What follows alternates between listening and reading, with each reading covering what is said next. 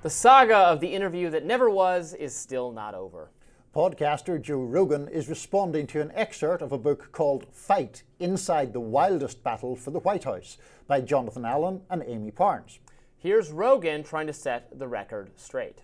They never committed to doing the show. So all this talk, there was another thing they said that the reason why they did the Beyonce thing, the Beyonce event in Houston, was so that they could be in Texas to do my show.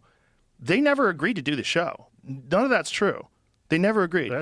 They also said that they sent someone down here to the studio to do a walkthrough of the set.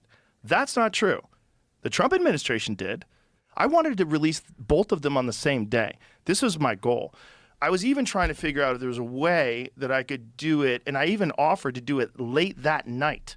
So the night that Trump came on, I'm like, what if we do her, like when she's done in Texas, if she came here? But no one ever committed to doing it. This is like really important because they keep pretending that I lied or I did this or I did that.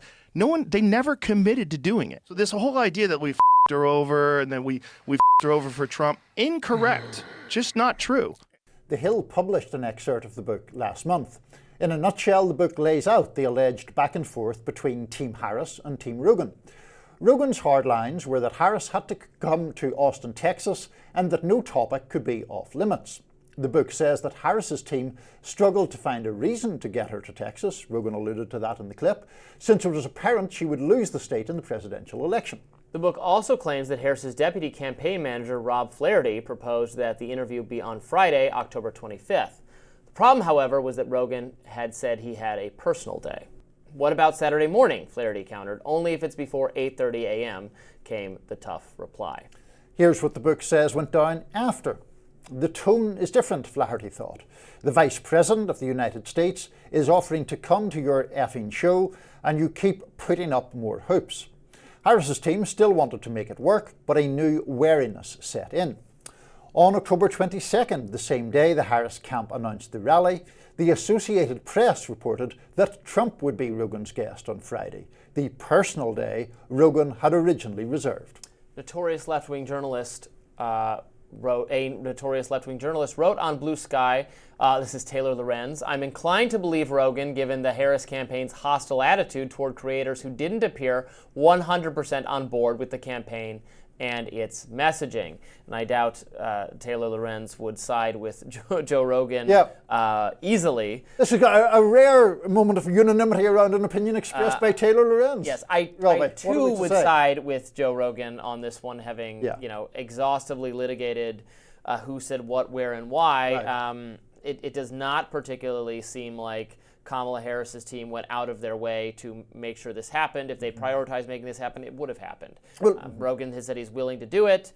And now he wanted her to come there. For one of the other podcasts she did, she had them build her an entire new set for that podcast where it was more convenient. Yeah. He wasn't going to do that. The idea that she couldn't come to Texas, well, she was nearby Texas, or if not in Texas itself. For the... Well, that was the suggestion, I think, in the book, that they'd arranged this rally that did have some people scratching their heads because, as we noted in the introduction, she was never going to win Texas, and there was this rally, and the suggestion is that that had been scheduled to give her an excuse to be in the Don't tell vicinity. Nomiki that. Nomiki thought Kamala Harris was going to carry Texas. So I'm not even going to go. Believers out there. I'm not going to get into that morass at all, so let's not do that. But what I would say is, look, it makes no sense that Joe Rogan was trying to, in some sense, block Kamala Harris from coming on his podcast.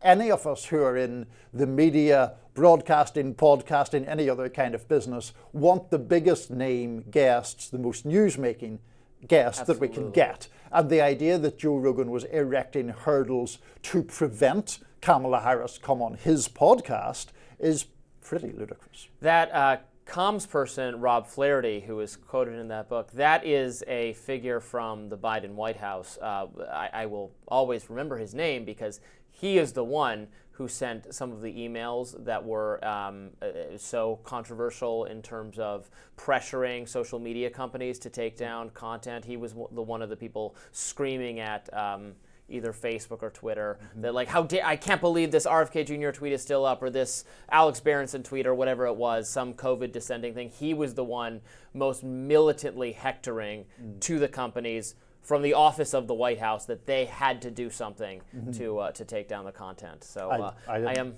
not a fan there. Not a huge fan of him, and interesting to see him making this appearance in defense of Kamala's failure to go on Joe Rogan, which we've talked about pretty exhaustively. But I do think really, maybe it didn't. If it didn't hurt her, it's reflective of a strategy that held her back, a strategy of not doing enough independent content creators. We see how this benefited Trump doing all of these podcasts that speak to have disproportionately younger audiences, male audiences.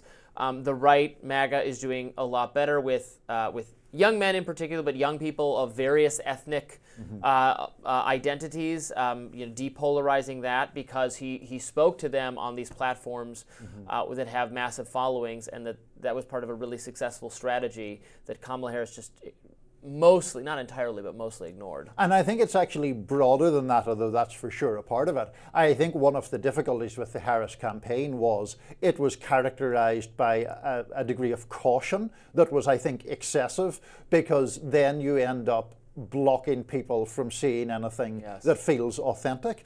I think we're in a moment now where that authenticity does, in fact, matter. It sometimes can be an overused word, but the reluctance to be unscripted or to venture into unorthodox areas, I think, is a problem. I said, previously about the Trump Joe Rogan interview, one of the most interesting stretches in it to me was when Trump and Rogan were just talking about UFC and boxing, and it was basically two people shooting the breeze about something you wouldn't expect to hear Trump talk about. It wasn't that he said anything revelatory, it was that the nature of the exchange was interesting in and of itself. Kamala Harris has, generally speaking, I think, in the campaign, been unwilling to do that. You characterized her media strategy as cautious, and I very much agree. But caution never made sense for her, given that she was behind the entire time.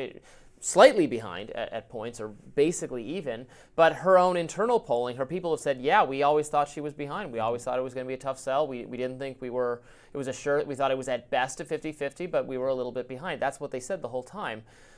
Okay, then why this cautious strategy? That betrays then just a lack of faith in your candidate that they would make the most of those opportunities. I agree. Well, I do know, though, how she could put all of this right, which is private citizen Kamala Harris could just go on Joe Rogan. Yeah, right. Yeah, that would be that would be fascinating. It would, actually. I think she does intend. I increasingly get a feeling that she is not done. No, she has an interest in remaining relevant and perhaps running for president again, which I did not immediately have on my bingo card, but that's the feeling I'm getting. Yeah, and there's quite a lot of talk, as you know, about her perhaps running to be governor of California, because Gavin Newsom's term limited out next time around. So Governor Harris in a pole position to be a Democratic nominee again. Wanting to do the actual work of being a governor. I would not want that in her shoes.